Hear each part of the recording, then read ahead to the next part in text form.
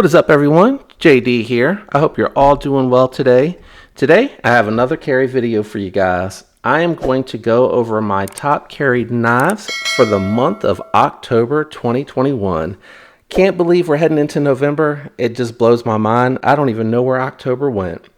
Anyway, let me go ahead and jump into the knives, and I'm going to start at the number 10 spot. Number 10 is going to be the Civivi Riffle. This particular knife here is done in their 9CR Damascus steel with the thumb hole and flipper tab. It is on bearings. It does have the beautiful sandal wood. I love the stain that they chose for this particular wood. Looks really good. I did, on my particular Civivi, swap it out for the Elementum style pocket clip. The reason I did that is because it does taper down right here, and that does help improve the comfort in hand. I really do like this knife a lot. It's probably not the best knife on the market, but it's not the worst. The ergonomics are not the best, but they're not the worst. Same thing can be said about the blade shape. The thumb hole is They really should have made it just a little bit thicker here. It's hard for anyone to, well, it's hard for me to get my finger underneath there to really give it a good flick. I feel like, Spyderco does a better job, and there's an example right there. I can't get my thumb into that hole to flick it like I want to.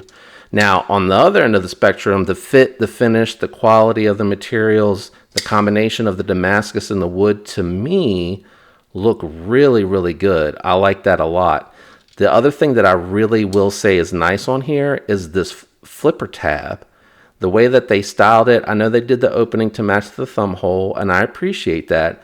But the fact that you can light switch, and it is tuned really well to do both of these, and you can do the push to launch as well, that's really impressive that both come out equally as snappy. The bearing action really helps this knife a whole lot. That is my number 10 knife, and it has to go way up there to make room for all of these. At the number 9 spot is going to be the knife that I actually picked up in October, and that's going to be the CJRB Feldspar. And I just realized I need to turn this light down a little bit for you guys. It is way too bright. Still too bright. There we go. As you can see here, this is the 3.5-inch version with the D2 steel. Drop point blade is really nice. This is a Knife Center exclusive that has that burlap micarta. It has the brass pivot collar. I almost said collar pivot. And it is on bearings. Really, really good action. I love the fact that the liner is inset and that you can't see it unless you're really looking for it, or if you happen to catch it where they have the cutout for the liner lock. Really like this knife a lot. Really good value. You can have them as low as for like just over 30 bucks. And again, it's a highly recommendable knife. D2 steel is really strong, great edge retention, a little bit tough to sharpen, not awful. Get yourself a work sharp sharpener and you'll be fine. Really like this knife. This is my number 9. I'll put this over here and we'll work our way across. At the number 8 spot is going to be my Civivi Elementum button lock. This particular variant that I'm showing today, because I have 2, which is why they remain in the list, because I do alternate between the 2, is going to be the 14C28N variant with the coated blade.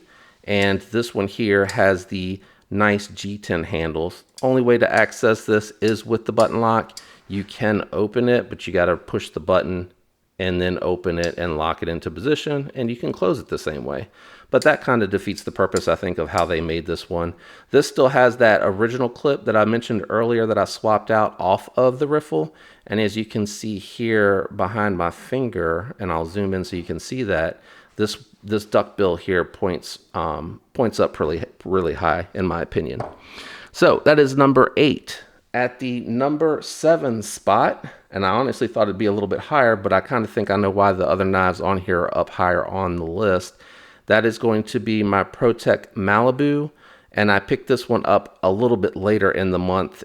I didn't know it was going to come in. I was set up for email notifications and lucked out. I was able to respond quickly enough to pick one of these up.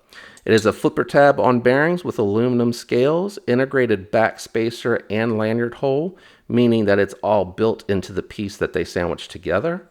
Does have a right hand only deep carry pocket clip. It is a reverse Tonto that is done in 20 CV, and it is a button lock system as well for closing the knife. The action on this is really good. So that is my number 7 spot. At number 6 is going to be my Benchmade Bug Out. And as you can see here, I've completed the RIT die on it. I went ahead and picked up some hardware for the orange and to complete the Virginia Tech look. This started life as the basic Bug Out, which is the S30V. That is a really good steel that was designed specifically for knives. These are the Flytanium Crossfade G10 scales. These scales specifically started life as the jade color, and I did RIT dye them and got them as close as I could to that Virginia Tech maroon burgundy color. Really like the way that that one turned out.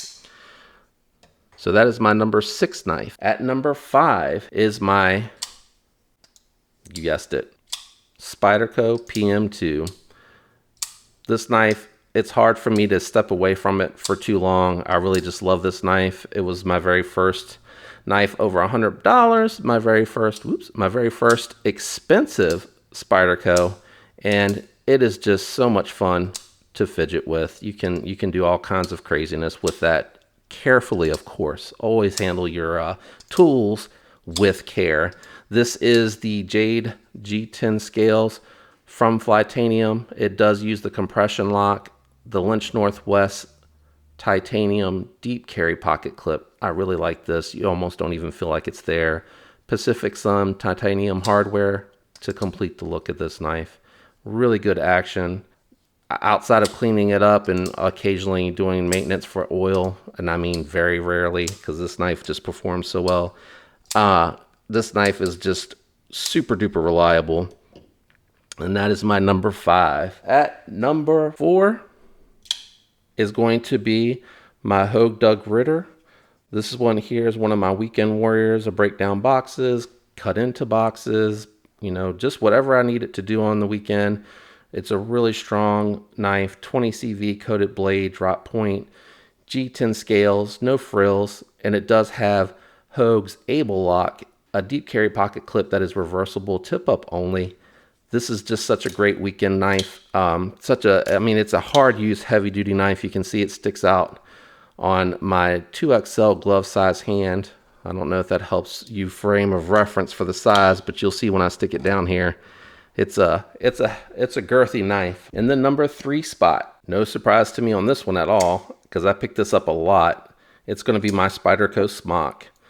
This knife here has a flipper tab, thumb hole for Spidey flicks, thumb flicks, really good action, really nice, light in pocket, very slender, neutral ergonomics, so really nice to use. It does have the sharpening choil that they put out far enough to actually be able to use as a choking point if you need to move up for any precision work. The Wharncliffe blade is really efficient. I like this a lot.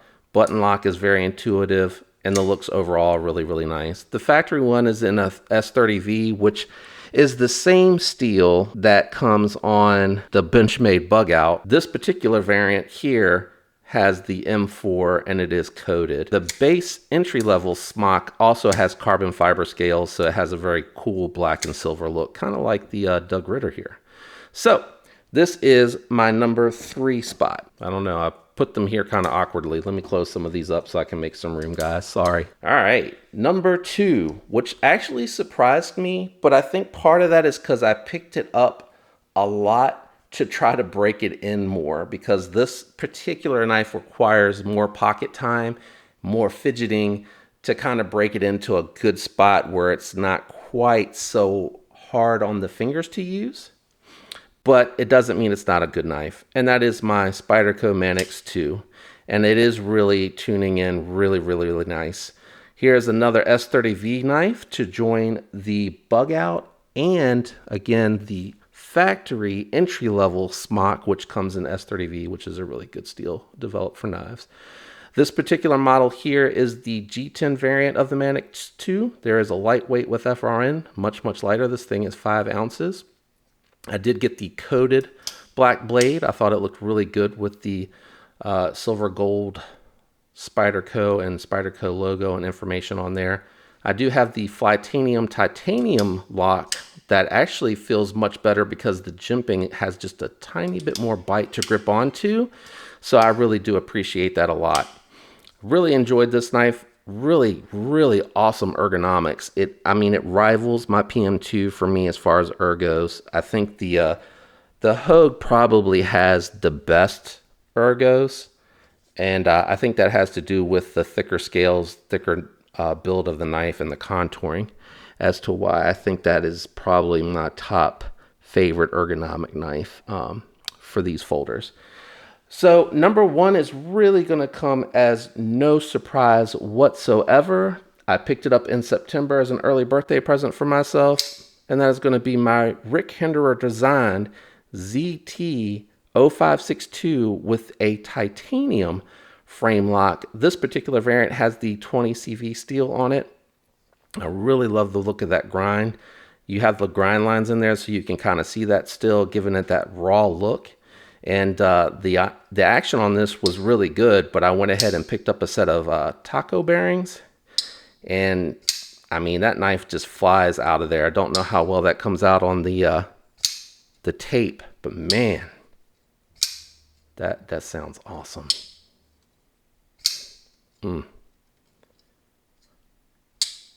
Really good action.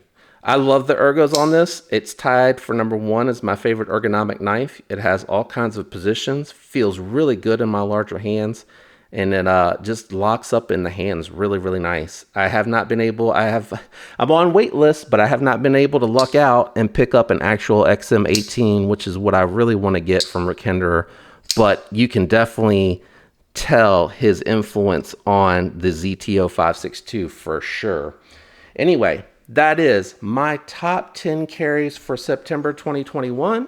I have some other knives that have come in that I'm going to be trying to get into the pocket during the month of November. I'll be very curious to see how that list shakes out versus what I have here. I think you'll see some of these guys continue to remain in my top 10. I think you might see some other knives sneak in here. Let me know what you carried in October, what your most carried knife is, what your favorite knife to carry is. Leave your comments down below. If you enjoy the content, leave a like, subscribe to the channel if you're interested in more videos like this, and turn on your notifications so you don't miss those alerts when they come out. I really appreciate all the support out there, guys. I've really enjoyed doing this stuff and getting the feedback and to interact with all of you. I really do appreciate it. Thanks for tuning in, guys. Hope you all have a wonderful week. Peace.